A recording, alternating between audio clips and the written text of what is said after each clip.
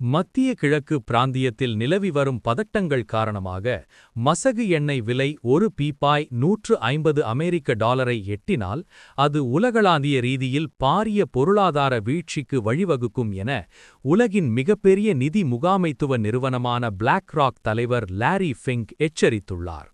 பிபிசிக்கு வழங்கிய விசேட நேர்காணலிலேயே அவர் இவ்வாறு தெரிவித்துள்ளார்.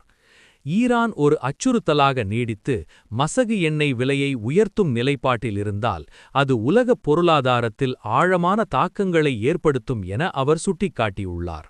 மேலும் மத்திய கிழக்கு மோதல்கள் முடிவுக்கு வராவிட்டால் அடுத்த சில ஆண்டுகளுக்கு எண்ணெய் விலை $100 முதல் $150 வரை நீடிக்கக்கூடும். இது ஒரு செங்குத்தான பொருளாதார வீழ்ச்சிக்கே இட்டுச் செல்லும் என லாரி ஃபிங்க் தெரிவித்துள்ளார்.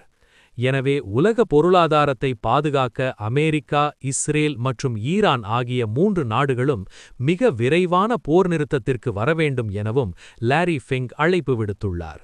இல்லாவிட்டால் இந்த போர் வறுமையால் வாடும் சாதாரண மக்களையும் வாட்டி வதைத்துவிடும் என்றும் அவர் குறிப்பிட்டுள்ளார்.